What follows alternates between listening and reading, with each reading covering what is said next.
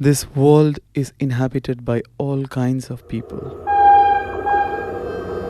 They are isolated by land and water, religion, customs, habits. The communities that we identify today as the denotified tribes are apparently the victims of a colonial legislation of the Criminal Tribes Act 1871.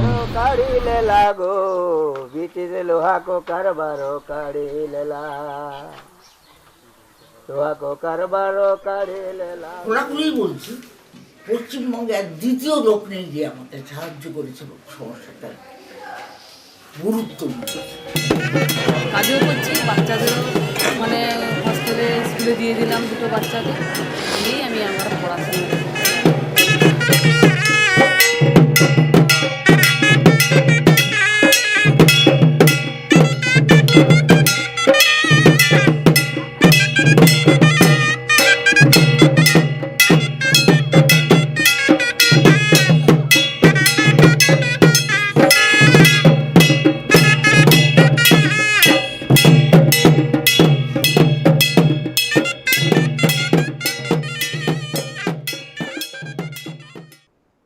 Welcome participants, welcome everyone. A very good evening to you all and very welcome to our speaker of the day, Dr. Dhiman Bhattacharya.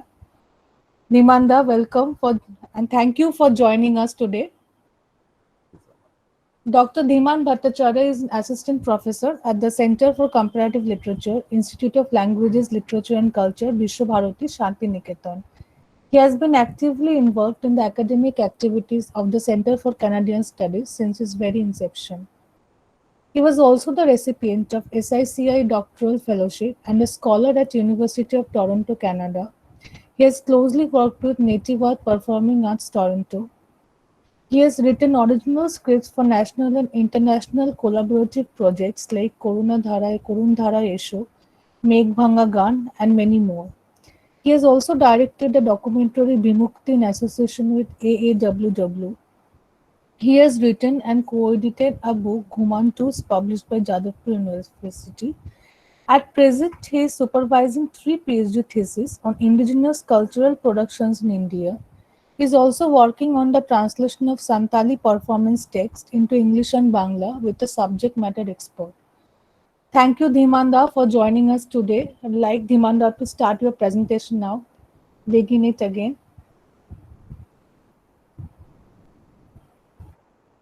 I don't know from where you got this. Someone must have shared this with you. But good. Thank you so much. I know that I'm really happy now that you really have a good circle of comparatives in and around Kolkata because I'm sure this was shared last week at the Canadian Studies Center. But I'm really grateful to all of you for having me here. Primarily what I'm trying to do is that I will try to share my experience with you all regarding the idea of defining the field, as I had already said. Now, the thing is that, as I said, that let me again put on record that this has never been a personal journey for me, like many other researchers. Research is an extremely personal journey. There is something called academic isolation associated with research, but fortunately or unfortunately, that never happened with me because I chose not to work with myself. Rather, I went out and I started my journey collectively with the communities that I felt that I should work with. I must acknowledge the significant contribution of a couple of people. একটু পরে শুরু করো, হ্যাঁ, প্রেজেন্টেশনটা আমি বলবো তখন শুরু করো. I think that I should formally acknowledge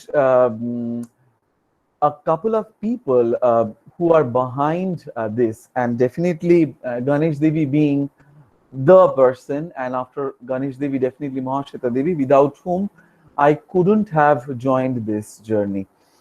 Because it was Ganesh Devi who continuously provoked me to travel all the way to the Tejgarh Tribal Academy in Baroda, stay there, and then draft my thesis. This definitely brought me in close proximity with the people that I wanted to work with. What is the significance of the field? I understood with the students who were actually working at the Tejgarh Tribal Academy at that point of time.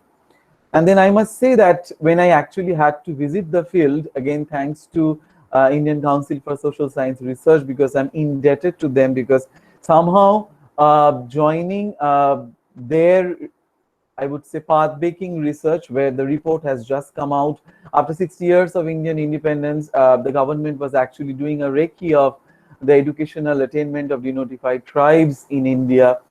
And I could work as one of the principal investigators for the state of West Bengal. That, I think, again, is a connection that I had already forged with the denotified people in India. It will be impossible for me actually to start with that history. I think that most of you are aware of the Criminal Tribes Act. I can share certain literature with you, like the TAG report, the NAG report, all the well-meaning work that is being done by Ganesh sir, which is, I think, it's widely available.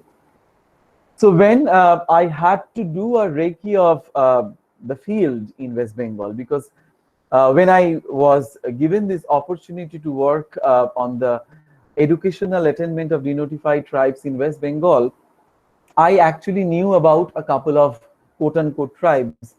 Again, let me give this disclaimer that I'm not going into the intricate details of indigenous people, tribal issues, First Peoples. These are nomenclatures, but we are actually dealing with lives of people, and that is actually important for us as far as this presentation is concerned. So as I was discussing that, what do you actually want me to talk about in this kind of an intervention? Because I feel that in a digital platform, there are several limitations, but despite that, since our students and our young researchers are organizing something like this, which actually probably talks about a new initiative, I felt that it's a great opportunity to be a part of it. So consider me a part of this intervention which you are doing.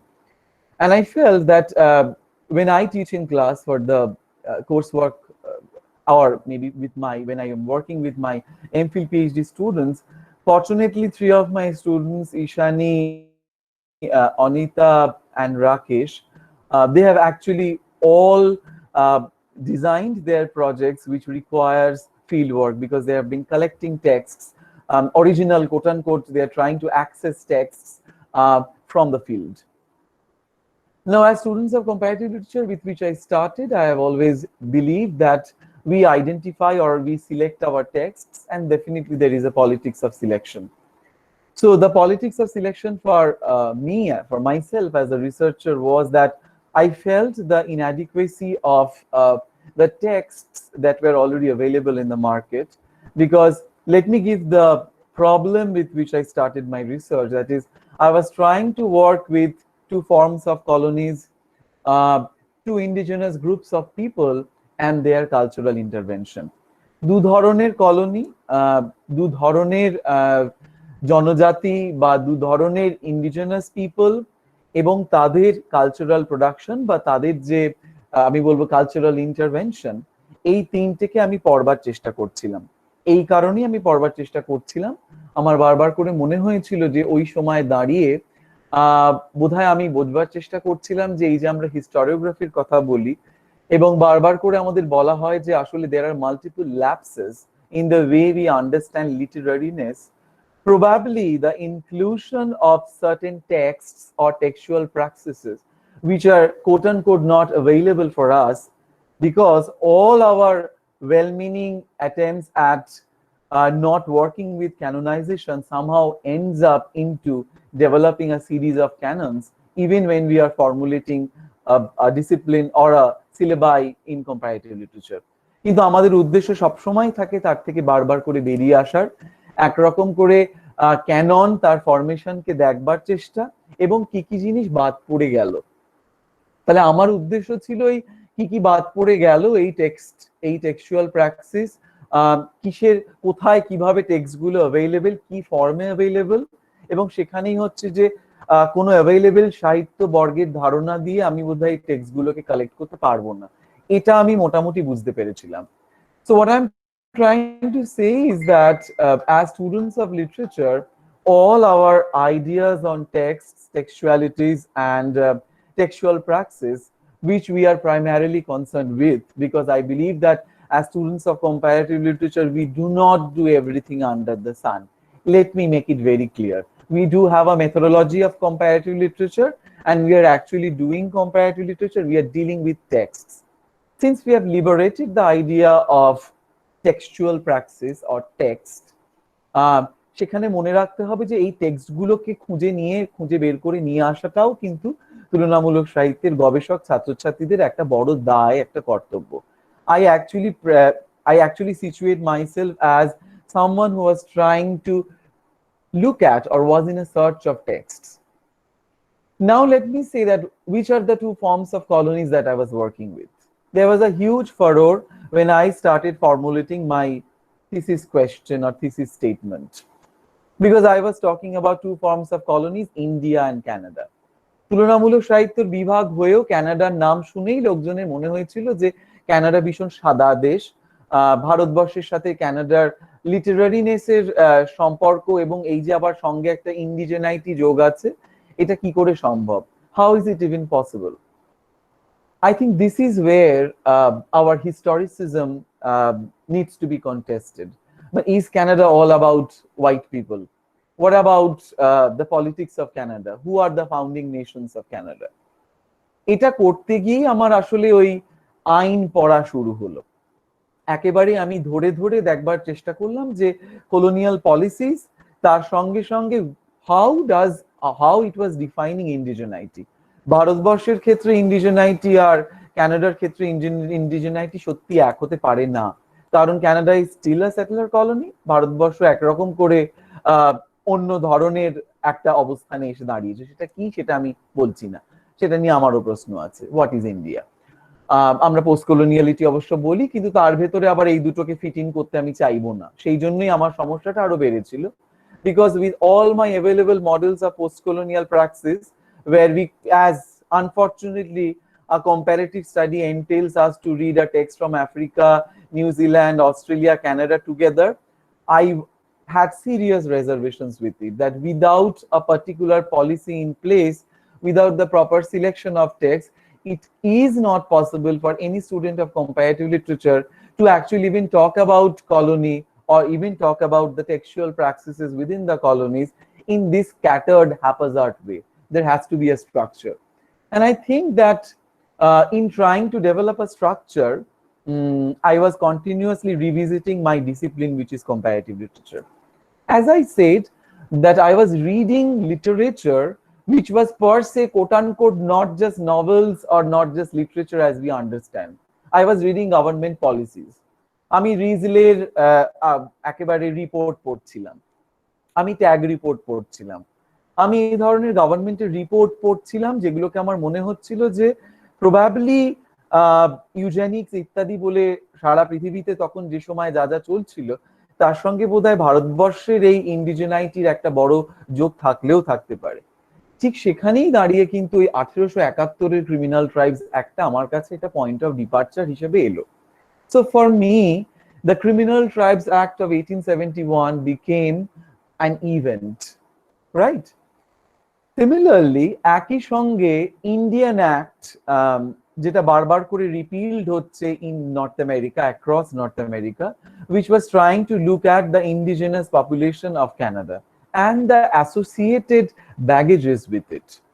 সেখানে বারবার করে একটা জিনিস আমি লক্ষ্য করলাম, the word that people are associating with this indigenous group was the idea of criminality.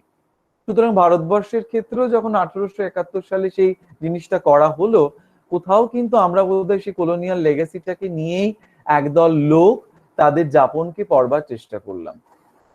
So when I'm trying to look at a particular form of colony, I'm trying to look at a particular moment in history, I do not have the necessary texts, karon unlike many other people like us who have responded to history or have responded to moments of anxieties in our written words or have documented things in a very meaningful way, have been archived, I do not have that archive. I do not have the available narrative that is important for any researcher to to actually come to the problem or problematize or try to formulate an understanding. So the understanding the problem became very important for me. আমার কাছে তো সেই অর্থে ছিল না, মানে আমি কোন মেটেরিয়াল গুলোকে নিয়ে এগোবো সেটা আমার কাছে খুব একটা সঠিক কোনো নির্দেশ আমার কাছে বা নির্দেশিকা আমার কাছে ছিল না।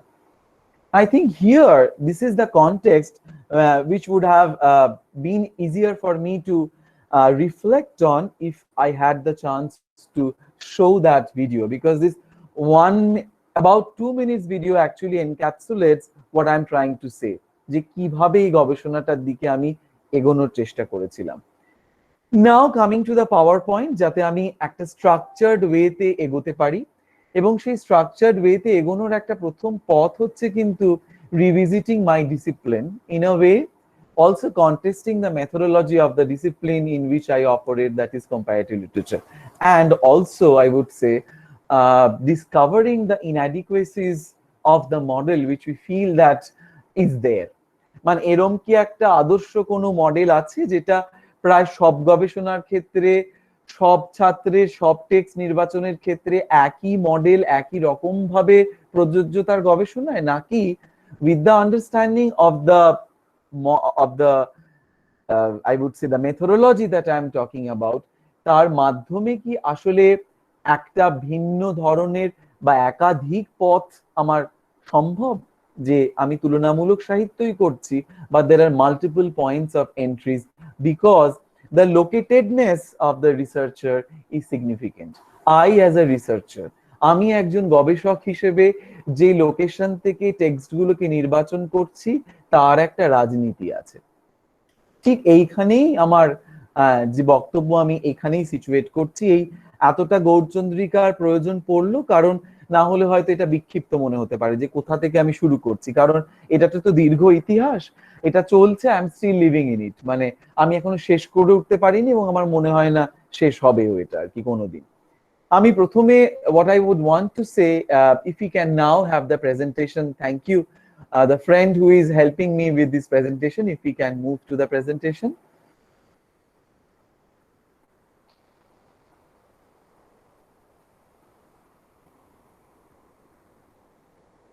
Yes, thank you so much. I am always not comfortable with slides because I am actually talking about the significance of narrative and then I am moving in a structured way. That is precisely because একটা বক্তব্য যদি পৌঁছতে হয় তাহলে বোধহয় একটা structure থাকা ভালো এই ধরনের একটা ফরম্যাটে। তাই I must first say that as a visual artist also, I felt that this is really touching. যিনি এই পোস্টারটা তৈরি করেছেন সাধুবাদ তাকে। তার কারণ হচ্ছে যে I could identify the researcher in it because ওই সবকটা মার্কার্স আছে একজন গবেষকের। How the process of othering actually begins from the point, the vantage point of the camera itself, যে ক্যামেরাটা কোথায় প্লেস করছে তার পোশাক থেকে শুরু করে everything. that is a significant, I would say, performance in this poster, যে এই যে লোকগুলো দাঁড়িয়ে রয়েছে আর মাঝখানে একজন গবেষক বসে রয়েছেন, that is actually the locatedness of a researcher, এবং যারা আমার মতো মানুষ যারা কমিউনিটি বেসড রিসার্চ করেন তাদের অ্যাকচুয়ালি প্রথম এই সমস্যাটারই সম্মুখীন হতে হয়। So I would start with a disclaimer because I would talk about what study, how can we think about case studies, and probably give certain instances from the case studies that I have done in my through my field experience. This entire talk I'm indebted to ICSSR because it is through ICSSR that I could actually closely work with the group of people, the community that I've already mentioned. If you can move on to the third slide. Yes, thank you so much. As you see that in search of narratives, the presence and the absence of the field. Last night before floating this presentation, I received a significant call from a very dear friend and colleague who wanted to join this but couldn't. Actually asked me about it, that you have talked about the field, which I understand that there is a significant presence of the field. So what is the absence? What is your idea about the absence of the field? I feel that my response through the entire presentation will be this interplay of the presence and absence of the field, because this is exactly where I'm situating my methodology. So the first point that I wanted to make is the beginning for any researcher in identifying where we stand as researcher, which requires visiting the fields or collecting narratives from the field, is actually erasing the idea of the discipline and almost unleashing anarchy. কোনো ধরনের সুনির্দিষ্ট আমি বলবো যে method পদ্ধতি নিয়ে যদি আমরা ফিল্ডে যেতে চাই, কোনোভাবেই সেটা আমাদের পক্ষে সম্ভব নয় যে আমি একটা সার্থক তো ভুলেই যাও একটা সঠিক দিশা পাবো গবেষণা করার। So primarily for me it was significant to understand the erasure of the baggages associated with my discipline. মানে তুলনামূলক সাহিত্য করছি বলে আমার যে ব্যাগেজ গুলো তৈরি হয়, তার ভেতর থেকে যখন আমি কোনো টেক্সটকে অ্যাপ্রোচ করতে চাই বা কোনো আমি ফেনোমেনাকে অ্যাপ্রোচ করতে চাই, তার ভেতরে কিছু সমস্যা তৈরি হতে পারে, আগে সেই আনলার্নিং প্রসেসটা দরকার পড়ে। সেই আনলার্নিং প্রসেসটা অ্যাকচুয়ালি শুরু হয় ওই প্রথম যে আমার পয়েন্টটা যেটা আমি বলবার চেষ্টা করছি, সেটা হচ্ছে লোকেটিং ম্যাপিং দ্য কমিউনিটি। এটা একটা প্রসেস ইনডিউসড ডায়ালগ। আমি এই কারণেই প্রসেস ইনডিউসড ডায়ালগ বলছি, সেটা হচ্ছে যে যে মুহূর্তে আমার কাছে এরকম একটা প্রজেক্ট আসছে যে I have to work with the denotified semi nomadic, nomadic communities in West Bengal and try to map the educational attainment of these tribes. Remember one thing, I'm actually looking at two very important quests. One is identifying the communities whom I'm labeling as DNTs, NTs, SNTs. On the other hand, I'm talking about the educational attainment, which actually talks about a knowledge structure. Education in itself, what do I mean by education? And what is the conjecture? Like, to critically look at the conjecture of understanding the educational attainment, you can clearly understand that this is definitely part of our educational policy of looking at that how far we have arrived with educating this group of people. এবার এটা একটা অসম্ভব বলতেই পারো প্রয়াস before identifying who these people are. How do you do that? The first thing actually starts with locating these communities. How do you locate this community? তার মানে ভেবে দেখো যে আমি কিন্তু গেছি খোঁজে যে এদের কোনো ন্যারেটিভ আছে কিনা, এদের কোনো গল্প আছে কিনা, with which I will be able to map the educational attainment, how far they are educated. The problem is that we might encounter all these tribes or these people, indigenous people, in several stories, in several canonical texts by Mahashweta Devi. But are we actually aware of their location, where these people are located? এটা করতে গেলে যেটা করতে হয় প্রথমেই, সেটা হচ্ছে যে সাহিত্য বা যে ধরনের সাহিত্য আমাদের পড়তে হয় সেটা কিন্তু একেবারে আদমশুমারি। What we really need to do is we need to look at the census reports. What we need to do is that we need to look at the available literature on these people, and also Ancholik Itihas, local histories. So which means to understand the locatedness of these people within West Bengal, what you need to do is that you already have to cross-pollinate multiple disciplines, multiple generic configurations to understand who these people are and what are the available literatures on them. Now, moving to the next point, listening to stories, narratives, which for me is rethinking literariness and the quest of the genre code, socio code, and the idiolect. এটা খুব simple ভাবে যদি আমি বলবার চেষ্টা করি, তাহলে সেটা হচ্ছে যে হিস্টোরিওগ্রাফির আলোচনায় বারবার করে আমরা দেখেছি যে এই যে সুনির্দিষ্টভাবে পিরিয়ডাইজেশন এবং ভারতবর্ষের সাহিত্য বা ভারতবর্ষের যে কোনো ধরনের কালচারাল প্রোডাকশন নিয়ে কাজ করতে গেলে পিরিয়ডাইজেশনের সমস্যার সম্মুখীন আমরা সবসময় হব। তার কারণ হচ্ছে যে এর সঙ্গে অ্যাসোসিয়েটেড অনেকগুলো ফ্যাক্টরস আছে। ওই সময় দাঁড়িয়ে একজন পার্টিকুলার ইন্ডিভিজুয়াল একটা পার্টিকুলার হিস্টোরিক্যাল ইভেন্টে কিভাবে রেসপন্ড করছেন এবং তারপরে তার কাজটা সেই সময় বা তার পরবর্তী সময় কিভাবে তার প্রতিগ্রহণ হচ্ছে, এইটা যদি আমার হিস্টোরিওগ্রাফি হয়, তাহলে মনে রাখতে হবে যে এই হিস্টোরিওগ্রাফিটাকে কিন্তু আমার একরকম করে মাল্টিপল ফিল্টার্স অফ আন্ডারস্ট্যান্ডিং দিয়ে বোঝবার চেষ্টা করতে হবে। কারণ কোনো ডকুমেন্টেশনই হয়তো সেই ফুল প্রুফ হবে না যেখানে হয়তো আমার এই সব ভার্টিক্যালস অ্যান্ড হরাইজন্টালস গুলো ইনক্লুডেড হবে।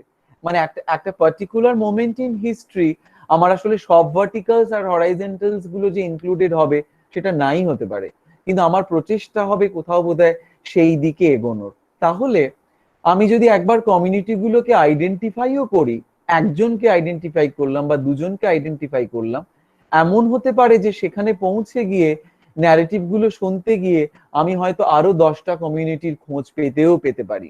আমি আসবো সেই প্রশ্নে, আমি ধীরে ধীরে যখন আসবো যে আমি কোন 12টা কমিউনিটিকে আইডেন্টিফাই করতে পেরেছিলাম এবং how I could identify several other subcastes and the politics of social movement, or যেটা বারবার করে এম এন শ্রীনিবাস বলবার চেষ্টা করেন in social changes in modern India, সেটা হচ্ছে the upward mobility of caste in India. এইটার ওপরে আসলে দাঁড়িয়ে রয়েছে কিন্তু আমাদের এই কমিউনিটি রিসার্চ বা কমিউনিটিকে নিয়ে যে আমাদের গবেষণা, তার যে প্রয়াস। Now reconstructing the past through narratives.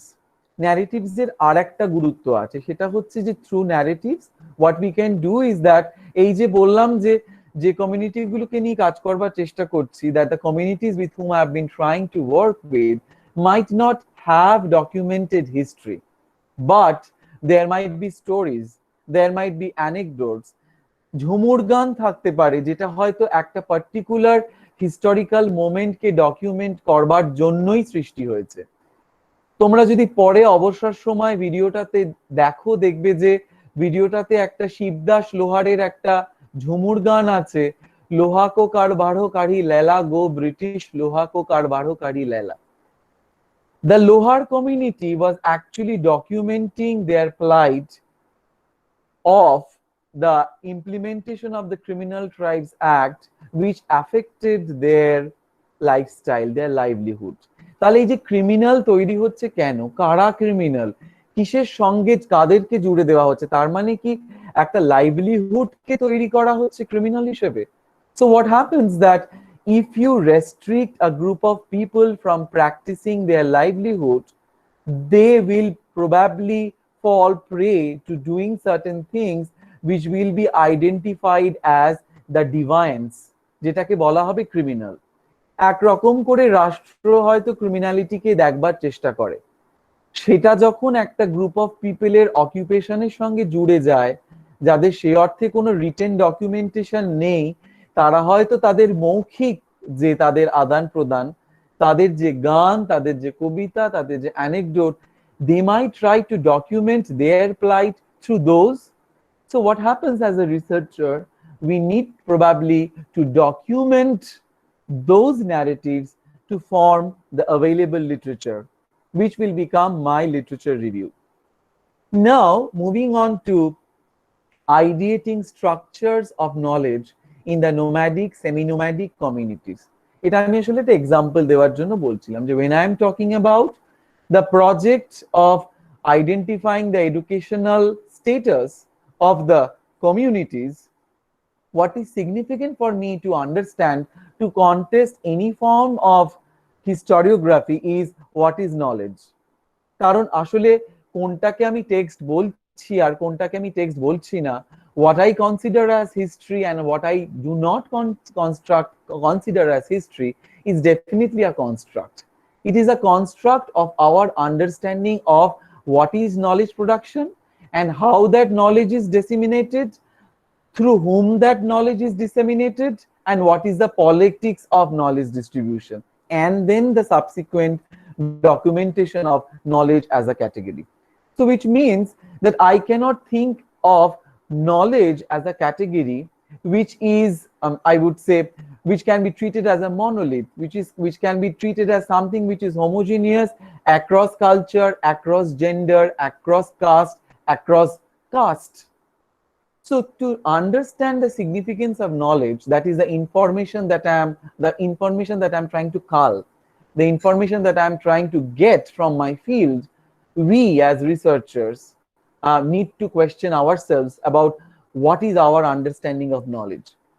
এখানে আমি একটা ছোট্ট এক্সাম্পল এখন দিয়ে রাখছি, পরে ফিরে এলে বুঝবে যে where the problem arises. In the questionnaire with which I was working, which was given to me, there was a significant entry called assets as far as these tribal people are concerned, asset in DNT household. Because remember, we were doing this research by identifying household. প্রত্যেকটা বাড়িকে আমরা identify করে ফেলেছি, প্রত্যেকটা বাড়ির ভেতরে যিনি head of the family তাকে আইডেন্টিফাই করে ফেলেছি। এবার আমি প্রশ্ন নিয়ে যাচ্ছি। Now I am going with the questionnaire. There is a significant entry in the questionnaire which talks about what are the assets that these people have, and then there is label, multiple choice: TV, fridge, LCD, transistor, bicycle, scooter. Now it is very important for us, I keep repeating this, that this in itself talks about the knowledge with which I am approaching the community. This is where we fail when we visit the fields, because my field of knowledge definitely does not corroborate to the understanding of knowledge within the community. তাই asset বলতে হয়তো এরকম একটা খেরিয়া শবরের বাড়িতে এগুলো একটাও নয়, আসলে যে ধারালো অস্ত্রটা দিয়ে ওই ইঁদুর মেরে খায় বা ওই ধানের ফিল্ড থেকে ধানের খেতে গেলে যেটা হয় যে একই সঙ্গে যার জন্য বিহারে এদের মুসাহার বলে, ধানে গেলে ধানি জমির ভেতরে ইঁদুরের গর্ত থেকে খানিকটা ধানও পাওয়া যায়, আবার ইঁদুরটাকেও মেরে খাওয়া যায় ঝলসে। তা মনে রাখতে হবে যে if I am working with such communities, যেখানে নলেজ মানে হচ্ছে the practicing knowledge of livelihood, just to live everyday existence, which is again dependent on the forest, and that is continuously fading away with the new policies that we have in place of defining the forest and who are the forest dwellers. We have to understand that what we are doing is that we are imposing our understanding of history on these people. So when we are visiting the field, as the first photograph with all its signifier and signified actually talks about, that the way we approach with all our baggages with which we approach the field is where we go wrong. Now, the next point is that is knowledge then a system? If knowledge is a system, then it is for whom? That is connected with the idea which I was trying to say, that আসলে ইতিহাস চেতনাও তো এক ধরনের knowledge. তাহলে এটা কার knowledge এবং কাদেরকে আমি আমার এই নলেজের ভেতরে ইনক্লুড করছি, এবং I am trying to construct a historiography. So if I am trying to construct a historiography, and if I am trying to talk about the genre, or if I am trying to discuss certain generic configuration within this particular moment of history, tahole all the narratives of these people do not fall under the category of generic configuration that I already have in place within my knowledge system. Hence, they are left out. So with all the meaning efforts of constructing a literary history of India, what happens that we probably unknowingly exclude certain narratives which are there in the field. And as students of literature, what we can continuously do is that all the historiographies which are meant to be from below needs to be fed with all the narratives that we collect. প্রতিনিয়ত প্রত্যেকটা গবেষণা আসলে তুলনামূলক সাহিত্যর ক্ষেত্রটাকে বাড়াবে। With which I started that in this process, why am I talking about the absence and the presence of the field? Because it is the field which I chose to work on, and of course the field of comparative literary studies. So I'm continuously feeding into both the systems, my personal journey as a researcher, and then definitely my contribution or my understanding of comparative literature. Now the next slide, please. Yes.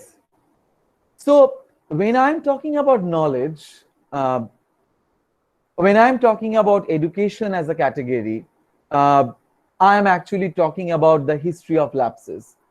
কারণ শিক্ষা বলতে আমি কি বুঝি, এই যে ভাষায় আমরা কথা বলছি, এই ইতিহাস তোমরা সবাই জানো, একজন বিশেষ লোকের একটা বিশেষ পলিসি, সেটা ভারতবর্ষে ইংরেজি শিক্ষার পত্তন, তার ফলে কিছু কিছু ভাষার প্রাধান্য, ভারতের স্বাধীনতার পরে কিছু কিছু অর্গানাইজেশন স্থাপন, তারা কি করে কিছু কিছু ভাষার প্রাধান্য দিচ্ছে, সেখান থেকে অনেক ভাষা বাদ পড়ে যাচ্ছে, সে ভাষায় সাহিত্য রচিত হচ্ছে, সে ভাষার বাইরেও সাহিত্য রচিত হচ্ছে, সেগুলো ঠাঁই পাচ্ছে না আমাদের ন্যাশনাল যে অ্যান্থোলজি গুলো বেরোচ্ছে। এই ইতিহাস তোমরা সবাই জেনে এসেছো বলেই আজ হয়তো আমরা এখানে রয়েছি। এই জায়গা থেকে আমি বলবো, what I'm trying to say is that isn't it interesting for us now to contest the idea of who defines the intellectual, or what is the truth, what is the quest? As we say that in a research we are probably encountering multiple truths, multiple forms of truths. What is the truth? What is the truth is probably located in this quest for understanding the interface of orality literacy. তার কারণ যা লিপিবদ্ধ, whatever which is documented through the written words, whatever has been written on a particular community by a within a particular literary canon, is that the truth? Or are there multiple truths which is important for us to contest the formation of the canon? Mahasweta দেবীও যখন বারবার করে লিখছেন এই সব সমাজদের নিয়ে যাদের ভেতরে থেকে উনি কাজ করেছেন, আমারই মতো হয়তো গবেষক হিসেবে, আমি অত্যন্ত খারাপ গবেষক, আমি নিজেকে তুলনা করছি না একবারও, কিন্তু আমি বলছি the body of the researcher, my caste, my class identity with which everything that I approach the community or with I approach the field, doesn't that filter my understanding of the community and subsequently what I write about the community? তাহলে সেখানেও একটা ওই absence আর প্রেজেন্সের গল্প আছে, একটা রিপ্রেজেন্টেশনের গল্প আছে। So through truth, through the definition of the intangible, what is truth, as researcher, then what we are trying to construct or what we are trying to look at is the idea of the phenomena. So is the spoken word, does the spoken word only contain the truth? এইখানে আমরা এই গন্ডগোল করে ফেলি গবেষক হিসেবে, যে we always try to have an upper hand যারা আমরা ফিল্ডে গিয়ে কাজ করছি। We try to contest the written truth through our knowledge that we have collected in the field, একবারও না ভেবে যে আসলে স্পোকেন ওয়ার্ডটাও কনস্ট্রাক্ট হতে পারে।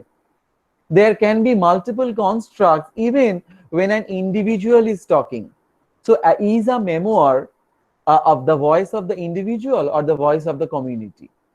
একজন মহিলা একজন কমিউনিটির বাড়ির পুরুষ সদস্যের উপস্থিতিতে যেভাবে যে কথাটা বলেছে, I have continuously felt that the moment I revisited the woman when she was there in her household, she reacted to a particular question in a completely different way. So in a particular field, gender becomes very important to understand the truth. আসলে সত্যের এবং বয়ানের যে multiplicity, সেটা না বুঝলে ফিল্ডে যাওয়ার কোনো মানেই থাকে না। আসলে তো আমরা ন্যারেটিভের খোঁজে গেছি, ন্যারেটিভ আসলে এতগুলো লেভেলে filtered. Now coming to the লোকায়ত ফোক, দ্য কনভিনিয়েন্ট একাডেমিক আর্গুমেন্টের কথা আমি বলি। খুব সহজে আমরা যারা একাডেমিক প্র্যাকটিসের ভেতরে রয়েছি, তারা খুব ইন্টারচেঞ্জেবলি আমরা এই শব্দগুলো ব্যবহার করি, লোক, লোকায়ত, folk. It's convenient for us to understand this, just like indigeneity, indigenous, all these terminologies. Remember one thing, that is not how things exist. ছোট্ট একটা এক্সাম্পল দিচ্ছি, আমি যার সাথে কাজ করছি, আমাদের এক গবেষক অনিতা গুয়া Hembram, with her I visit her field just like I visited the field with Shaunak, who worked in our center for his narrative on Tebhaga. It is very important that how people associate a particular historical moment with the narratives. তেভাগার গান, কে কার মা তেভাগা আন্দোলনে যুক্ত ছিলেন তার ছেলেকে identify করে তার মুখ থেকে একটা সত্য উগড়ে নেওয়া এবং সেটাকে ডকুমেন্ট করে তেভাগার আন্দোলনকে দেখার ভেতরে যে সত্যের কনস্ট্রাক্টটা আছে, সেটা বোধহয় আমাদের এখন বোঝবার সময় এসেছে। So when I'm talking about the field of my research, I'm continuously revisiting my discipline of comparative literature. On the other hand, Bidhu and Chandan, the famous, the significant, I would say, dramatic intervention of the Santal people. When we visited during the birth anniversary of Pandit Raghunath Murmu, it was very interesting to see that how a particular text which was already there in an oral form within the community was documented, and later that was transmitted, and at that particular moment of history when we were there, how people were performing that as if Bidhu and Chandan, they were possessed with that, with those characters. তার মানে একটা Literary event কি করে তৈরি হচ্ছে, একটা particular community event, বিধু আর চন্দন দুজন cultural hero, যেটা তাদের ওরাল গল্পের ভেতরে ঘুরে বেড়াচ্ছিল, দ্যাট ওয়াজ লেটার ডকুমেন্টেড, এবার সেটা আবার একটা লিভড এক্সপিরিয়েন্স হয়ে গেছে for the community people. C how interesting it is, how layered narratives could be, how layered genre can be, or the idea of generic codifications can be. Now, coming to indigenous knowledge systems challenges attainment of decolonizing the disciplines. What is significant for me as a researcher at that point of time, and even at this point of time, is to understand the limitations of my discipline as well. And that is possibly why my discipline of comparative literature talks about a kind of dynamic approach to literariness. I'm deliberately using this word because I have again and again talked about the plausible cross-pollination of disciplines. তুলনামূলক সাহিত্য যদি আসলে একটা সিনেমাও পড়ে, তুলনামূলক সাহিত্য যদি ফিল্ডে গিয়ে কাজও করতে চায়, সেটা তুলনামূলক সাহিত্যের মেথোডোলজি দিয়েই বোঝে। এটা যদি কেউ ক্লেম করেন যে তুলনামূলক সাহিত্য আসলে সিনেমাও পড়ে, গানও পড়ে, নাটকও পড়ে, কবিতাও পড়ে, নাচ গান সব করলেই কম্পারেটিভ লিটারেচার হয় না। আসলে there is a methodology of understanding the phenomena. For me, going out to the field is not a fad. আমি আসবো পরে যে অটো এথনোগ্রাফিক অ্যাপ্রোচ যাতে কোলন দিয়ে অ্যাড করতে পারি, বা this is an approach from below, এটা অ্যাপ্রোচ এইভাবে অ্যাড না করা, বরঞ্চ বলা যে আমি আসলে আমার তুলনামূলক সাহিত্যর ক্ষেত্রটাকে একরকম করে দেখবার চেষ্টা করছি। কারণ যে সাহিত্য পড়ার রীতি, যে পড়ার ধারণায় প্রথমেই আমার টেক্সট বিষয়টা কি সেটাকে লিবারেট করা হয়েছে, because the training with which we start our journey of being students of comparative literature necessarily talks about the significance of understanding what is a text. এই যে what is a text দিয়ে আমি শুরু করছি, এইটাই কিন্তু আমার আসলে ক্ষেত্রে যাওয়ারও প্রয়াস। মানে ক্ষেত্রটা আমার কাছে শুধুমাত্র একটা ফ্যাড নয়, the field is just not a fad for me, that I have to visit a field so somehow there is a truth claim to it. No, I'm not claiming, I'm not talking about any truth claim. What I'm trying to do is I'm trying to cull information from the multiple forms in which texts exist.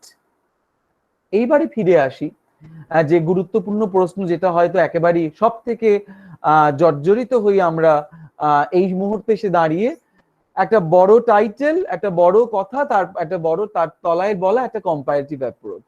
এই যে গোটা আলোচনাটা আমি করছি, এখানে কি কোথাও আমার বলবার সত্যিই প্রয়োজন আছে যে আমার এই গবেষণাটা কোথায়, তুলনামূলক সাহিত্যের ভেতরে কোন জায়গায় অবস্থিত? কারণ my methodology in itself, the way I analyze my text, because in comparative literature we analyze texts, we have the training of reading certain texts, we have the training of reading the phenomena called the text. So if I have that, then I do not necessarily need the significance of a comparative approach in visiting the field. So if we can move on to the next slide, please. So then what is research? Primarily, এই কথাগুলো তোমরা অনেকেই বারবার নিশ্চয়ই শুনেছো। হয়তো এখানে একটা স্লেশ আছে আমার এই, probably there is a kind of I would say sarcasm in the way I have drafted this slide. This is a sarcasm with which I have dealt with, and probably as a scholar myself I have inculcated this kind of insecurity of dealing with certain texts. I'm deliberately using this word insecurity because every time I visit the field I'm a completely other. বারবার করে আমার ওই যোগাযোগটা স্থাপন করতে হয়। 6 মাস পরে আমি মনে করি যে ফিল্ড ভিজিট থেকে যে ডেটা আমি কালেক্ট করে এনেছি, 6 মাস পরে সেই ডেটার কোনো মূল্য আমার কাছে থাকে না। 6 মাস হলে আর 6 মাসে আসলে লোকের জীবন যাপন পাল্টে যায়। সেটা এই মুহূর্তে দাঁড়িয়ে আমরা আরো বেশি প্রত্যক্ষ করছি। How I as a community member understand reality can change within 6 months. তাই বস্তা পচা 6 মাসের ডেটা নিয়ে আগামী 10 বছর কাটিয়ে দেওয়া, এটা আমাদের একাডেমিক্সদের একটা মানে ধারণা, একটা পদ্ধতি। 2010 সালে ফিল্ড ভিজিট করেছিলাম, তারপর আর কোনোদিন ফিল্ডে যাইনি, কিন্তু সেই ডেটা দিয়ে মোটামুটি 4টে বই বেরোতে পারে। So now I'm actually coming to that quality or quantity and the biblical questionnaire. এই ট্রুথ ক্লেমের সঙ্গে জড়িয়ে আছে একটা, বলতে পারো একটা কমপ্লিমেন্টারি ডকুমেন্ট, যেটাকে বলা হয় কোয়েশ্চেনেয়ার। এই কোয়েশ্চেনেয়ারটার সঙ্গে যেটা অত্যন্ত গুরুত্বপূর্ণ, যেটা আমাদের দেশে প্রায় নেই, আস্তে আস্তে আসছে, সেটা হচ্ছে যে what is the social responsibility and ethics of visiting the community when we are talking about the field visits within a particular community. আমি যে প্রশ্নপত্রটা নিয়ে যাচ্ছি, সেই প্রশ্নপত্রটা কতটা কার দ্বারা প্রত্যয়িত, এবং সেই প্রশ্নটা নিয়ে আমি যদি কমিউনিটির কাছে যাই, কমিউনিটির লোকে আমার সব প্রশ্নের উত্তর দিতে রাজি হবেন কিনা। When I am moving with a questionnaire and I'm entering a field, how can I even expect, or what is the ethics of going with those questions?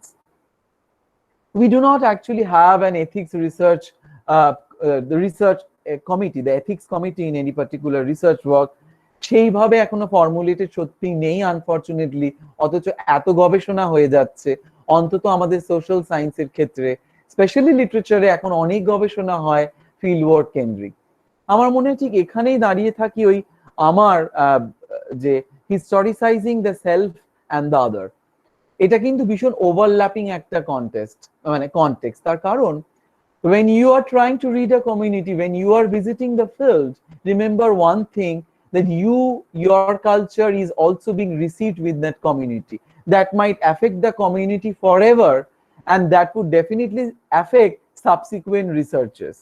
সুতরাং ওই 6 মাস আগে যাওয়া আর 6 মাস পরে অন্য আরেক দল গবেষক গেলে যেটা হয়, আসলে টেক্সট পাল্টে যায়। Again coming back to text, how a particular intervention, ঠিক সাহিত্য রচনার ক্ষেত্রেও যেরকম হতে পারে যে একটা পার্টিকুলার মোমেন্ট ইন হিস্ট্রিতে, একটা পার্টিকুলার হিস্টোরিক্যাল ইভেন্ট একটা সাহিত্য বর্গকে, একটা পার্টিকুলার থিমকে, একজন সাহিত্যিকের অ্যাপ্রোচ পাল্টাতে পারে। Similarly, the texts that we find in the form of narratives in the field might actually change with every intervention. So every intervention creates a shift in the, bolte paro, narrative, or it might not also. It might not also. I'm not saying that it will always. It might not also. So, are we then? Am I then? এই গোটা স্লাইডটাই আসলে আমার anxieties গুলো। এটা নিয়ে তোমরা পরে আমায় প্রশ্ন করতে পারো, আমি এখন উত্তর সব জানি তা নয়।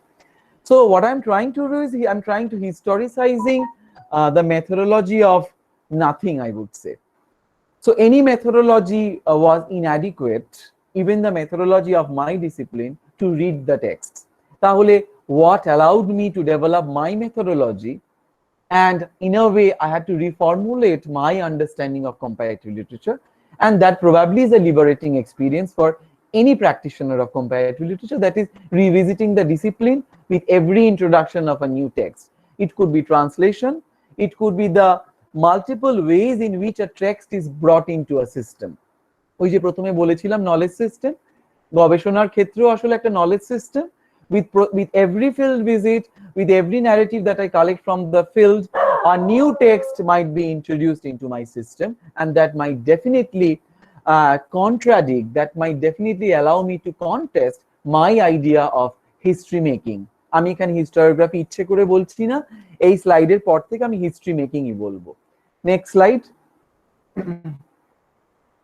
হ্যাঁ, এইবার হচ্ছে ওই আমি কেস স্টাডি করেছি, identifying the god of any research that talks about field, somehow the upper hand that is associated with any kind of field inquiry, সেটা হচ্ছে এগুলো আমাদের এই জিনিসগুলো আমাদের সাহায্য করে as research। সেটা হচ্ছে যে autoethnography, an anthropological quest, situating contextual, counting quantity, এর বাইরেও আসলে একটা ফিল্ড আছে। সেখানে আমি লিখেছি লো দ্য পুয়ার ইন্ডিয়ান, এটা একটা বিখ্যাত কবিতা আছে ক্যানাডার কনটেক্সটে, যে যখন ফার্স্ট কলোনাইজাররা এসে একরকম করে পড়তে চেষ্টা করলো ইন্ডিজিনাস কমিউনিটি গুলোকে, তার অনেকগুলো রেপ্রেজেন্টেশন হলো। এক হলো দ্য নোবেল স্যাভেজ, তার মধ্যে একটা গুরুত্বপূর্ণ জায়গা এদের নলেজ, প্রথমে বলা হলো এরা বারব্যারিক, এদের মেরে ফেলো। তারপর যখন এদের একরকম করে আমার সিস্টেমের ভেতর ঢোকানোর আমার চেষ্টা রইলো, when I try to assimilate their cultures, what I tried to do is that I coined the word noble savage. Savage, but they are noble. My anxiety while doing the research was precisely this, that through the process of understanding the educational attainment of denotified tribes, was I actually trying to address the questions, the politics of the existence of the denotified tribes? Or was I trying to construct another noble savage within my state or within my structure that will again have its own politics of eradicating certain peoples? We still do not have any policy about the denotified tribes, but thankfully the report for which we all had worked, Dakshin, myself, Madan Minaji, the report has come out. I have received a text from Madan Minaji because I had asked about it. If I get the text of the educational, the research that we did, I will share with you all, because that is going to be a very interesting text, a major event in the reception of indigeneity within India. Now moving on to the next slide. তারপরেরটাই যাই, সবাই জানি আমরা state of West Bengal. এইটা আমি একটু বলতে চাই যে এই হচ্ছে প্রাথমিক নলেজ চেক যেটা আমার হতে পারে অ্যাভেলেবল লিটারেচার রিভিউ থেকে। রাখো প্লিজ, ওই স্লাইডটা থাকুক। হ্যাঁ, সেটা হচ্ছে যে how do I, before I visit the field, how do I approach, what can be my available literature? So this is when we started working, we went to the backward classes welfare development department, the government of West Bengal. তাদের মতে এরা হচ্ছে গিয়ে আমাদের West বেঙ্গলের ভেতরে এরা হচ্ছে সেই কমিউনিটি গুলো, যে কমিউনিটির নাম অনেকে আমরা জানি, বেদিয়া, কারওয়াল নট অনেকেই জানি না, ঢেকারু জানি, মাঘাইয়া ডোম জানি, ভার, গন্ডা অনেকেই জানি না, লোধা, খেরিয়া সবর আমরা এটা অনেকেই জানি। Moving on to the next slide, পরের স্লাইডটায় যদি যাই। So there is no specific state government scheme exclusively for the denotified tribes, but the state government executes certain schemes for the denotified tribes of India, and there are certain funds. কি জানতে পারছি যে the department has no school, high school, junior high school আলাদা করে কোনো কিছুই নেই, and there is no state plan exclusively for these people. Now this is precisely what I wanted to say, that রাখো পরেরটাই যেতেই পারি definitely. So when I was reading the census report, এই কিন্তু আমি পাচ্ছি লোক সংখ্যা। আমি এই কেস স্টাডিটা দিয়ে শেষ করব এবং এখান থেকে আমি চলে যাব একটা অ্যানেকডোটে দিয়ে আমি শেষ করব। পুরোটাই আমি যাব না, এখানে অনেকগুলো স্লাইড আছে। আমি শুধু এখান থেকে একটা পার্টিকুলার কমিউনিটি, একটা পার্টিকুলার কমিউনিটিকে পয়েন্ট অফ ডিপার্চার হিসেবে এগিয়ে আমি যাব। সেটা দেখো খুব ইন্টারেস্টিংলি, এখানে 2001 সাল অনুযায়ী অ্যাকর্ডিং টু 2001 বেদিয়া এই সংখ্যক, কারওয়াল নট এই সংখ্যক। আমি ওই ঢেকারুতে এসেই থেমে যাচ্ছি। ঢেকারু বলা রয়েছে not available. Why not available? when I went to Mahashweta Devi, she said that ঢেকারুদের তো ওইভাবে পাওয়া যাবে না, কারণ যারা ঢেকারু তাদের পদবি হচ্ছে লোহার, তার মধ্যেও লোহার পদবি যারা তারা আবার অনেকে কর্মকার হয়ে গেছে। So how will you identify? So with all our well-meaning efforts, a community which is still here, এবং ঠিক আমি আজকে যেখানে বসে রয়েছি বীরভূম জেলার রাজনগরেই ঢেকারুরা আছেন, এবং যে গানটা আমি অ্যাকচুয়ালি শোনাতে চাইছিলাম যে লোহাকো কারভারো কারি লেলা is actually the Khotta Sadri of Birbhum area, because if you look at the location, the field which I was visiting in Birbhum, that actually talks about the multiple borderlands. ভেবে দেখো যে কতগুলো রাজ্যের সাথে বীরভূম তার বর্ডার শেয়ার করে। So when I'm talking about communities who are nomadic communities, they might have traveled across and they might have picked certain languages. So right from their vocabularies, right from their narratives, they have a complex narrative of understanding their reality. খুব interestingly Shibdas Lohar বলে একজনকে আমরা identify করতে পারি through Mahashweta Devi, and when we visited the community we saw that there was already a school that was being run. There were community members who were actually working with a famous theoretician with whom we all know, but I cannot disclose the name. So they already had a system in place which was continuously trying to contest our idea of knowledge system. খুব মজার ব্যাপার, এই গোটা যেটা আমার ক্ষেত্র নির্বাচন এবং নির্ধারণের কথা আমি বলছিলাম, বলতে গিয়ে পরের যে ক্যাটাগরিটার কথা আমি বলবো সেটা হচ্ছে ডোম। এই কারণে যে আমি যখন ডোমদের নিয়ে আলোচনা করতে শুরু করি বা ক্ষেত্র নির্বাচন শুরু করি within Birbhum, again I found that the domes were again divided into several categories. There was the Bajania dome, there was the Akure dome, there was the Shikure dome, and there was the Dai dome. So within the dome community also, so there were multiple layers. So depending on their occupation with which I started, so remember that how layered our understanding of the knowledge can be. এই ডোমেদের সঙ্গে যখন কাজ করতে শুরু করলাম, the question that again and again I asked the community elder, a woman, was, do you really know any story associated with criminality within your community? She started talking about Kalu Dome. Kalu বীরের পুজো করি আমরা, আপনাদের কোনো একটা গল্পে কালু বীরের কথা আছে, সে আমি পড়িনি কিন্তু আছে। We all know the narrative that I am talking about. This entire Birbhum, this entire Lar region is the region of Mongol Kabbo, and we are all associated with the character of Kaludom, Kalubir. But the thing is that how that was absorbed into a narrative, who was once the king of this area, a particular caste community had people who ruled the area. With the Jomidari system and then the abolition of the Jomidari system, most of the Lethels who protected the area of the Jomidars became just, the entire I would say occupation became meaningless. So what the Lethels did, these were people who were contortionists, যারা রন পা করে এক জায়গা থেকে অন্য জায়গায় যেতে পারতো। এই লোহাররা অস্ত্র তৈরি করে ব্রিটিশের বিরুদ্ধে অস্ত্র সাপ্লাই করতো।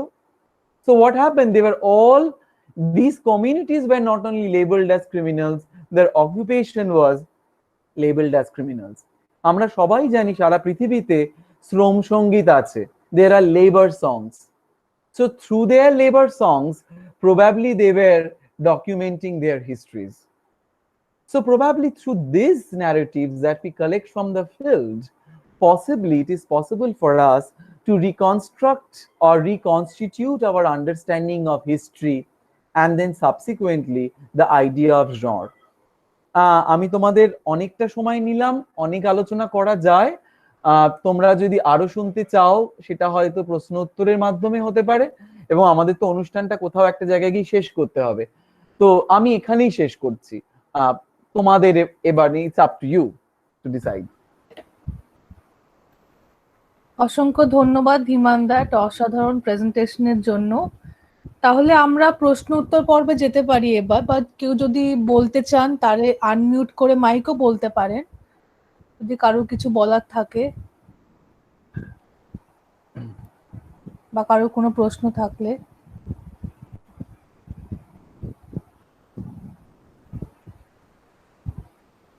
আমাদের সাথে আজকে মৃন্ময়দা আছেন, সোমাদি আছেন, ওরাও যদি কিছু বলতে চায় খুব ভালো লাগবে।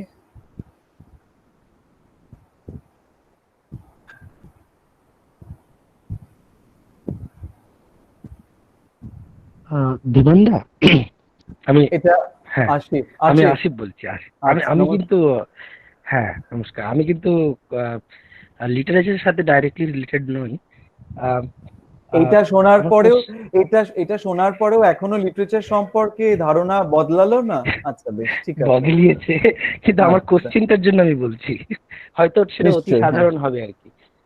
ও আচ্ছা, এটা সাধারণ বলেও একটা ব্যাপার আছে। আচ্ছা বেশ, ঠিক আছে, শুনি। হ্যাঁ আচ্ছা, আমার কোশ্চেনটা হলো যে ধরুন আমি একটা ট্রাইবাল এলাকায় গেলাম, তাদের ইতিহাস নিয়ে বোঝার জন্য, তাদের জীবনযাত্রা বোঝার জন্য, তাদের ঐতিহ্যটা বোঝার জন্য, তারা কোথা থেকে এসছে, কিভাবে তাদের সংস্কৃতির সোর্সটা কি, ইত্যাদি ইত্যাদি। সেক্ষেত্রে আমি দেখলাম যে ওদের লিখিত সেরকম কিছু নেই। হ্যাঁ। আমার কাছে শুধু আছে কিছু গান, তাদের কিছু আওয়াজ, কিছু সেন্টেন্স, তাদের কিছু কার্যকলাপ, সেখান থেকে এই যে পুরো একটা স্ট্রাকচার বানানো, সেই কাজটা একজন সাহিত্যিক কিংবা একজন যে ব্যাপারটা বুঝতে যাচ্ছে সে কিভাবে করবে, মানে তার কাছে কি কি পদক্ষেপ আছে, কি কি অপশনস আছে, টুলস আছে, এবং সেটা যারা সাহিত্য কাজ করে না তারাও এটা জানতে যেতেই পারে। হ্যাঁ, সেক্ষেত্রে তারা কি করবে, কিভাবে জানা যাবে? Thank you so much for asking this question. This is precisely why I had pushed for making a documentary when I approached ICSSR. যে এটা যদি শুধুমাত্র আমি কোয়েশ্চেনিয়ার ফিল আপ করে দিয়ে দিই আপনাদের, কোনোদিন আপনারা অ্যাকচুয়ালি কমিউনিটিগুলোকে বুঝতেই পারবেন না। তার কারণ আমার মনে হয় যে সাহিত্যেই তো আসলে সাউন্ড মেমোরি ধরা পড়ে। মানে আমরা তো একরকম করে শব্দকল্প, চিত্রকল্প, আমাদের ভারতীয় ট্র্যাডিশনাল, আমি যদি আমাদের নাট্যশাস্ত্রই ধরি, আমি যদি আইডিয়া অফ সাহিত্য ধরি, আমি একদম মানে প্রাতিষ্ঠানিক চর্চা থেকে সাহিত্যকে যদি বোঝবার চেষ্টা করি, সেই গোটা প্রয়াসটা সেই স্ট্রাকচারটার ভেতরেই তো আসলে এই সবকটা এরিয়া অফ নলেজকে বোঝবার চেষ্টা আছে, তাই না? আসলে যখন আমি ডিকশনের কথা বলি, আমি যখন মিউজিকের কথা বলি, এই যে সবকিছু মিলিয়ে মিশিয়ে একটা এক্সপিরিয়েন্স, এই যে বারবার করে সাহিত্য একটা এক্সপিরিয়েন্সই আসলে, ঠিক আছে? নলেজ সিস্টেম যদি নাও হয়, আমি ফেলে রাখলাম, নলেজ সিস্টেমটাকে দূরে সরিয়ে রাখলাম, আমি যদি বলি সাহিত্যের প্রধান উদ্দেশ্য হচ্ছে experience. Don't we as artist, as আমি যদি বলি যে অ্যাজ মানে আর্টিস্ট নাও হই, আমরা সাহিত্য যখন পাঠ করতে যাচ্ছি, আসলে রিসেপশনের মুহূর্তটা তো সেইটাই হয়। আমার অ্যাসোসিয়েটেড কিছু সাউন্ড মেমোরিজ, মানে ভৌ ভৌ বলে কি জিনিস, এটা যদি আমার ধারণাটাই না থাকে, তাহলে তো আমি ওই টেক্সট মানে রিটেন টেক্সটটাই যদি আমার ফিল্ড হয়, সেখানে তো আমি পার্টিসিপেট করতেই পারবো না। অ্যাকচুয়ালি তো লিখিত সাহিত্যের ভেতরেও এটাকে সবটাকে আনা যায় আসলে, তাই না? কারণ নাটক যদি অভিনীত নাও হয়, তার একটা লিখিত টেক্সটের ভেতর দিয়েও তো হতে পারে, মানে সেটাকে আমি বুঝতে পারি, তার ভেতরে তার যে ইমোশনস গুলো, তার যে নান্দনিক দিকগুলো, সেটা তো এক্সপ্রেস হতে পারে। এইবার আমি তোমার প্রশ্নটায় আসছি যে কমিউনিটি গুলো যাদের এগুলো নেই, মুশকিল হচ্ছে যে আসলে থাকা নেইটার ভেতরেই গন্ডগোলটা লুকিয়ে থাকে। মানে আমি আগেই যদি বুঝতে চাই যে আমার মতো করে নেই, সেখানেই আসলে গন্ডগোলটা তৈরি হয়, কারণ আমার মতো করে তো থাকবেই না। আসলে আমার জানাটাও তো অনেক রকম, মানে আসলে উপন্যাস, আসলে ছোট গল্প তো অনেক রকমের, মানে সেটা তো আমার জানা, যারা শুধুমাত্র বাংলা পড়ছি, শুধুমাত্র ইংরেজি পড়ছি, শুধুমাত্র রাশিয়ান পড়ছি, এই প্রত্যেকটার যদি আলাদা আলাদা করে ছোট গল্প বোঝার একটা ধারণা থাকে, এই সবকটা ধারণা মিলিয়েই তাহলে ছোট গল্পের ধারণাটা ঠিক সেরম ভাবে সুতরাং সেরম ভাবেই গান যদি আমি বলি, উইচ ইজ ভেরি ইম্পর্টেন্ট, যদি পশ্চিমবঙ্গ সরকারের যেটা মানে একটা একদম নথিভুক্ত করা আছে, দেখবে একেবারে যে ওরালিটি ইত্যাদি কালচার বোঝাতে গেলে what are the important terms, সেখানে ভীষণভাবেই গান একটা বড় জায়গা জুড়ে, কত ধরনের গান আছে। এই ঝুমুরের ভেতরে ঝুমুরও বিভিন্ন কাস্ট, বিভিন্ন ক্লাসের লোক গাইতে পারে।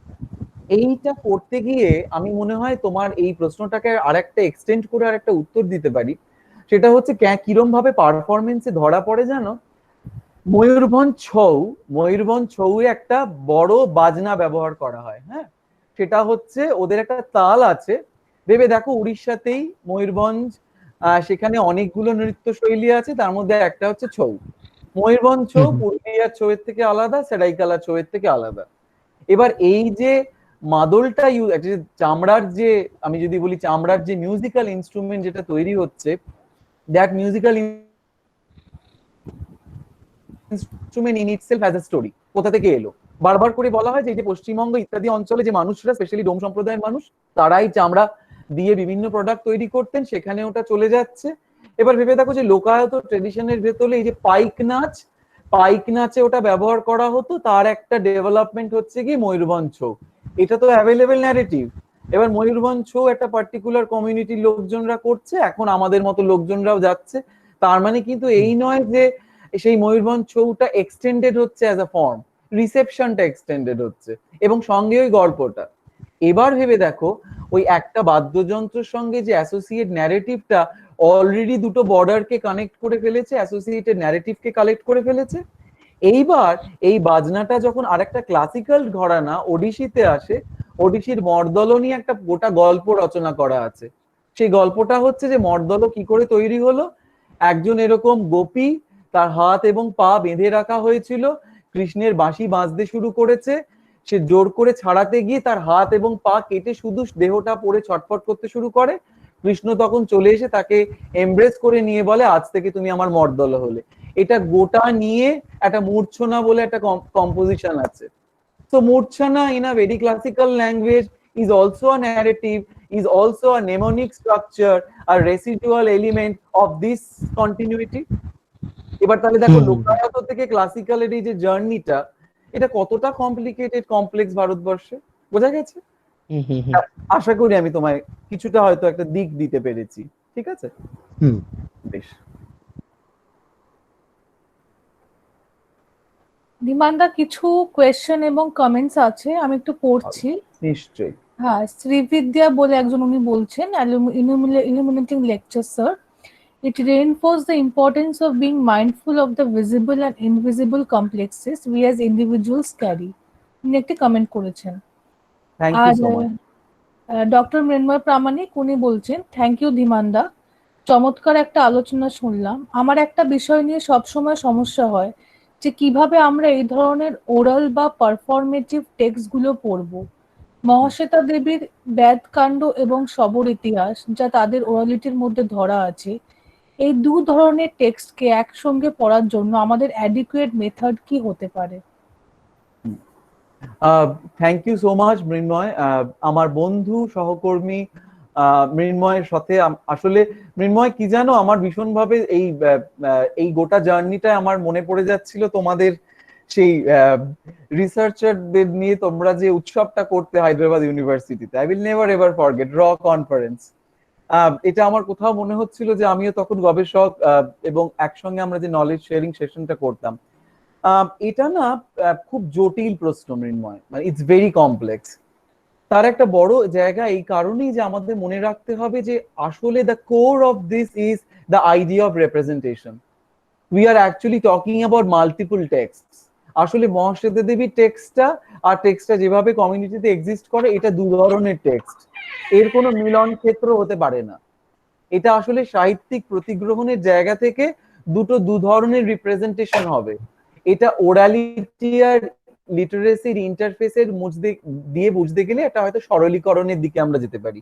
সেটা না করে যদি আমি এটা বলবার চেষ্টা করি যে একটা হচ্ছে ওরালি ট্রান্সমিটেড টেক্সট, আর একটা হচ্ছে সেই ট্রান্সমিশনটাকে একরকম করে documentation. Two text will have two forms of dissemination, process of dissemination, politics of dissemination. তাই দুটো রিসেপশনও এক হতে পারে না, কখনোই হবেও না।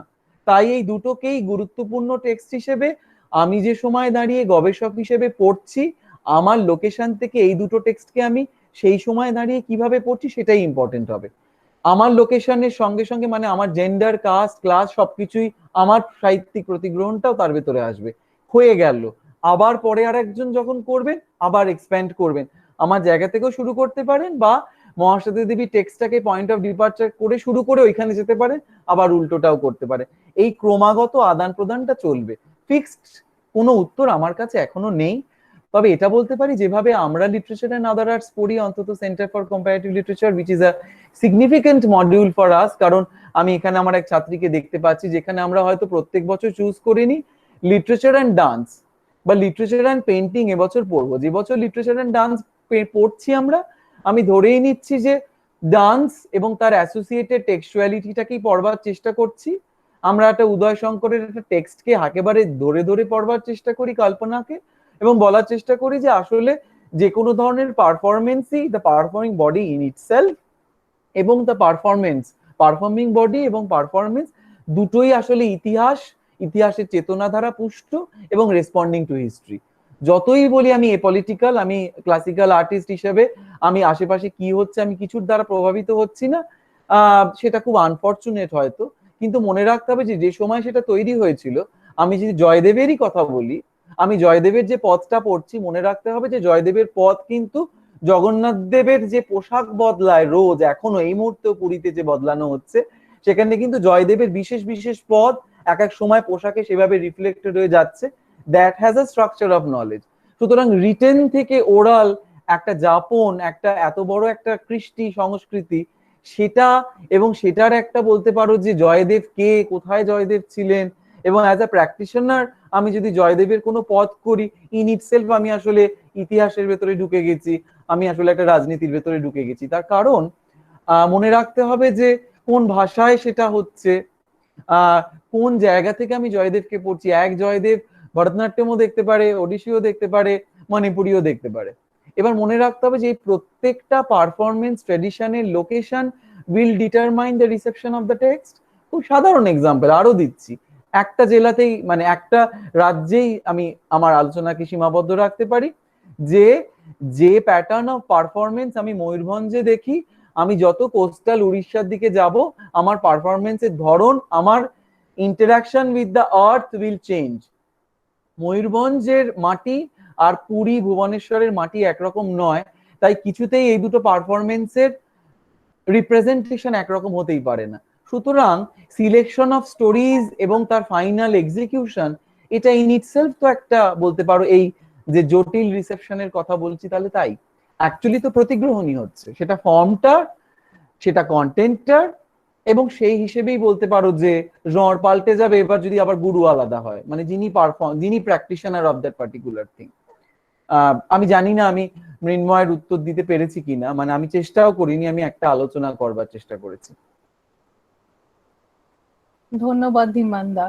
আরো একটি প্রশ্ন এসছে আমাদের, অর্কদীপ চক্রবর্তী প্রশ্ন করছে, দাদা একটাই প্রশ্ন, তাহলে কোনো ইউনিক ফর্ম যখন অন্য কমিউনিটি পরিবেশন করেন তাহলে সেই ফর্মটা কখনোই প্রসারিত হয় না, তাহলে কি কোনো ফর্মই প্রসারিত হতে পারে না প্রথম ফর্মটা প্রকাশের পর? খুব ইন্টারেস্টিং কোয়েশ্চেন। কেন হয় না? হয়তো, মানে একেবারেই তো হয়। তার কারণ হচ্ছে এবং হয়, এবং সেই প্রয়োজনটা প্রত্যেকদিন ফিল করছি। এক্সাম্পল দিচ্ছি, সুপর্ণা এখানে আছে, হ্যাঁ সুপর্ণাকে অবশ্য বোধহয় ওটা করাইনি আমরা, সুপর্ণা বোধহয় কুরিয়ার টার্ম পড়েনি, না লিটারেচার এন্ড আদার্সে পরে অ্যাড করা হয়েছে, হ্যাঁ পরে অ্যাড করা হয়েছে। কুরিয়ার টার্ম যে প্র্যাকটিস করার কমিউনিটি একটাই ছিল, দা চাকিয়ার। খুব ভালো প্রশ্ন, কারণ চাকিয়ার কমিউনিটি কুরিয়ার টার্ম করতো, কারণ তাদের একটা নিজস্ব রাজনীতি আছে। কারা চাকিয়ার আমি যাচ্ছি না, অনেক সময় লেগে যাবে বোঝাতে, কিন্তু ভেবে দেখো সেই প্র্যাকটিসটার সঙ্গে প্যারালালি যেটা একটা ক্লাসিক্যাল ট্রেডিশন হলো, তার সঙ্গে একটা প্যারালাল ট্রেডিশন চলে যাকে বলা হয় চাকিয়ার কুত্তু। এবার এটাতে যেটা হয় সেটা হচ্ছে একেবারে লোকজ ভাষায় বলতে পারো যে আঞ্চলিক ভাষায় একেবারে এই মুহূর্তে রাজনৈতিক যে মতাদর্শ তার সঙ্গে বাদানুবাদ ইত্যাদিতে পারফর্মার লিপ্ত হন। অথচ কুরিয়ার টার্ম নিজে ভীষণ একটা স্ট্রাকচার্ড কোডিফাইড একটা নলেজ সিস্টেম। এখন তো চাকিয়ারদের বাইরে গিয়েও লোকজন তারাও শেখাচ্ছেন, আমরাও শিখছি, আমরাও করছি, but definitely there is a filter, definitely that is a filter, থাকবেই, একেবারেই থাকবে। এবার সেটা তো মেনে নিতেই হবে, বুঝতে পেরেছো? কিন্তু হচ্ছে না তা কিন্তু নয়। আবার এটাও মনে রাখতে হবে যে হ্যাঁ স্পেসিফিক কিছু কমিউনিটি নলেজ থাকবে যেটা কমিউনিটি কোনোদিনই তোমার কাছে দেবে না, বা সেটা আমাদের আশা করা উচিত না। কিন্তু এমনিতে তো হচ্ছে, ডেফিনেটলি হচ্ছে, শুরু হয়েছে। সার্ভাইভালের একটা কোয়েশ্চেন আছে সবার এখন।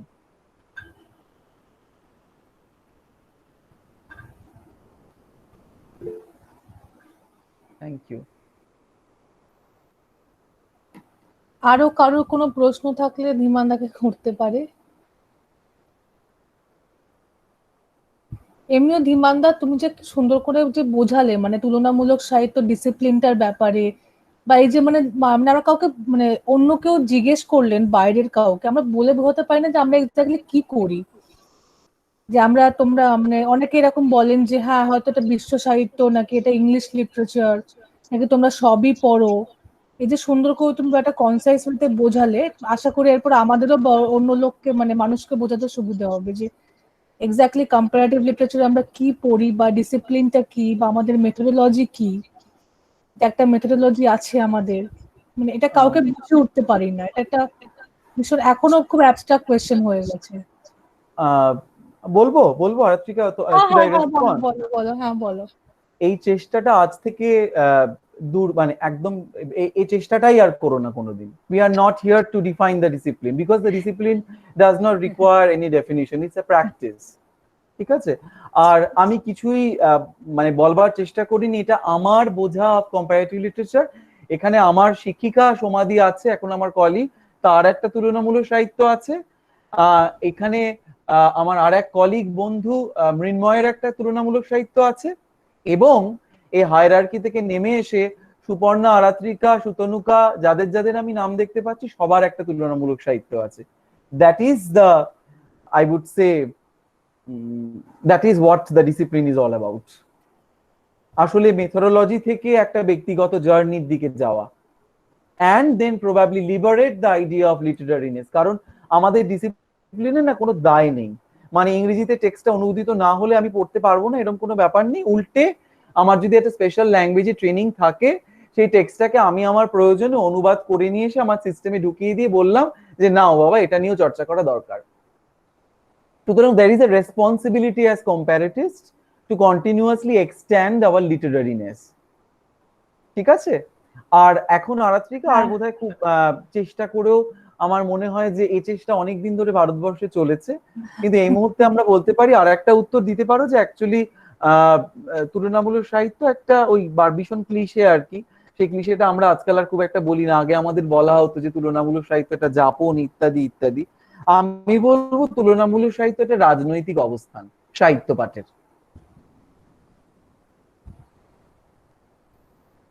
আর সেরকম তো প্রশ্ন নেই দাদা, কিন্তু সুপর্ণা বোধহয় একটি কমেন্ট করেছিল। হ্যাঁ, আলকাপ বা ঝুমুরের মতো ফর্মেও কন্টেম্পোরারি পলিটিক অ্যাসপেক্ট উঠে আসে।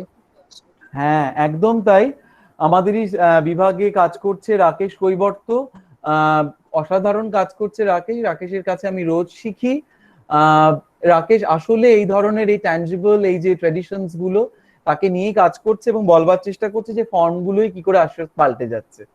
আলকাপ, বোলান, বহুরূপী, এই তিনটে ফর্ম, মেদিনীপুর এবং বীরভূম, এইটা হচ্ছে আলকাপ মানে রাকেশের ক্ষেত্র। সেখানে ন্যারেটিভও সংগ্রহ করছে, সেখানেও ডকুমেন্টেশন করছে এবং সেগুলোকে অ্যানালিসিস করে করছে এই কারণে যে অনেক শিল্পী হয়তো এরপরে আস্তে আস্তে জীবিকা পরিবর্তন করতে বাধ্য হবেন এবং এই ফর্মগুলো একরকম করে একেবারেই বদলে যাবে। বদলে গেলে সেটাতে আমাদের হাত কিছু নেই, কিন্তু কোথাও বোধহয় একটা ডকুমেন্টেশনের প্রয়োজন আছে। থ্যাংক ইউ সুপর্ণা, এটা আমাদেরই এক ছাত্র গবেষক করছেন এই কাজটা। হ্যাঁ, সে তো জানি। আরেকটা বিষয় একটু বলি যে এখন কিন্তু এই ইউটিউবের বা ফেসবুকের মতো মাধ্যম আসার ফলে অনেকে অনেক লোকশিল্পী এখন এর মাধ্যমে নিজেদের প্রকাশ করার সুযোগটা পাচ্ছেন এবং অনেক মাধ্যম দেখেছি এরকম যে একদম সেই লোক মাধ্যম থেকেই সেগুলো উঠে আসছে। হ্যাঁ, থ্যাংক ইউ সুপর্ণা, সেটাই আমি বলবার চেষ্টা করছি যে মোড অফ রিপ্রেজেন্টেশন গুলো সব আস্তে আস্তে বদলে যাচ্ছে। নাবিল আমাদের আর এক স্টুডেন্ট সেন্টারের বাংলাদেশ থেকে আমাদের সঙ্গে যুক্ত হয়েছিলেন, তার ওই শাড়িয়ার জারিগান নিয়ে একটা টার্ম পেপারে সে বারবার করে বলবার চেষ্টা করেছিল যে বাংলাদেশে এগুলো তো অত্যন্ত ইম্পর্টেন্ট দুটো বর্গ। সেটা আসলে এই একদম সুপর্ণা যেটা বললো যে ইউটিউবে তার রূপ, তার চিত্রকল্পটাই কি করে বদলে যাচ্ছে। সুতরাং শাড়ি, জারি ইত্যাদি যে বাংলাদেশের যে ফর্মগুলো, সেগুলোই মোড অফ রিপ্রেজেন্টেশন বদলে যাওয়ার সঙ্গে সঙ্গে politics of negotiation of participation কি করে বদলে যাচ্ছে, তার সাথে সাথে সাহিত্যের বর্গেরও একটা পরিবর্তন ঘটছে এবং সেটাই হওয়ার কথাও, সেটাই বলবার চেষ্টা করেছি যে বর্গগুলো আসলে ওরকম করে কম্পার্টমেন্ট নয়, তাই বিয়ন্ড জনর বলবার চেষ্টা করেছি, বিয়ন্ড পিরিয়ড বলবার চেষ্টা করেছি। আসলে these are all living traditions. ইউটিউবের ক্ষেত্রে ইন্টারনেট অডিয়েন্সও চেঞ্জ হয়ে যাচ্ছে, অ্যাবসলিউটলি, ভেরি গুড, অ্যাবসলিউটলি, একদমই তাই, একেবারেই তাই, একদম একদম একদম ঠিক আইডেন্টিফাই করেছো। পার্ট হচ্ছে না, ওই জন্য অনেক কিছু আমরা দেখতে পাচ্ছি ইউটিউবে। একেবারে হ্যাঁ, আর যদি কারোর কোনো প্রশ্ন না থাকে আমরা আস্তে আস্তে সেশনটা কনক্লুড করব এবার। আর মনে হচ্ছে না আর কারোর কোনো প্রশ্ন আছে বলে। অসংখ্য ধীমানদা আজকে আমাদেরকে জয়েন করার জন্য, সন্ধ্যা কাটলো আমাদের সবার। Thank you so much. আমার খুব ভালো কেটেছে। অন্য সময় আমি এই যে আবার দেখছি এক ছাত্র রয়েছে যে সৌরদীপ চন্দ্র, এদের আমি এতক্ষণ ধরে এইরকম ভাবে কিছু একটা করতাম, তার বদলে আজকে এটা হলো, কিন্তু আমার ভালো লাগছে। এই জন্যই তো আমাদের প্রফেশনটার কাছে আসা, যে তোমাদের সঙ্গে আলাপ হবে, জানতে পারবো। এবং একটা জিনিস বলছি যে তোমরা এর পরেও আমাকে একটু লিখে জানিও, কারণ আমার এই গবেষণাটা শেষ হয়নি কিন্তু, মানে এটা একটা অনগোয়িং প্রসেস। আমি তোমাদের থেকে শিখতে চাই, তোমাদের থেকে জানতে চাই, তোমাদের মতামতগুলো জানিও, তাহলে হয়তো ভবিষ্যতে এমন হতে পারে যে আমরা সবাই মিলে একটা কিছু করতে পারি। কারণ আমি এই প্রয়াসটাকে সাধুবাদ জানাচ্ছি। তোমরা একটা জার্নাল ইত্যাদির কথাও ভাবতে পারো। এই যে আমরা একসঙ্গে বসছি, এটা যদি আমরা 1 বছর চালিয়ে যেতে পারি, আনফরচুনেট সিচুয়েশনেও অনেক সময় প্রোডাক্টিভ কিছু হয়। আমি সেই জন্য তোমাদের সবাইকে ধন্যবাদ জানাবো যে তোমরা এরকম একটা কাণ্ড ঘটাতে পারলে। শুধুমাত্র আমাকে নয়, তুমি এর আগে তোমরা নিশিদি ইত্যাদি আমি দেখেছি, নিশিদি টেক্সটটা তো আমার ব্যক্তিগতভাবে অত্যন্ত পরিচিত টেক্সট, আমাদের ওটা পড়ানো হয় ডিপার্টমেন্টে। এই যে কাজটা, এটা যদি তোমরা একটা কনস্ট্রাকটিভ ওয়েতে ভেবে এরপরে সবাই মিলে একটা জার্নাল বার করতে পারো, আমার মনে হয় সেটা আমাদের জুড়ে থাকার বছর বছরের একটা, বলতে পারো জুড়ে থাকার একটা জায়গা হবে।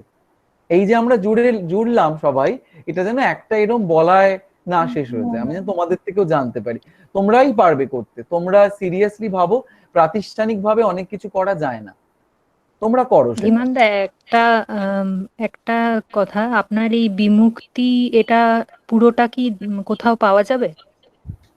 আনফরচুনেটলি এখনো এটা ফেস্টিভ্যালেই ঘুরে বেরিয়েছে, যেহেতু আমি নিজে প্রডিউসার নই।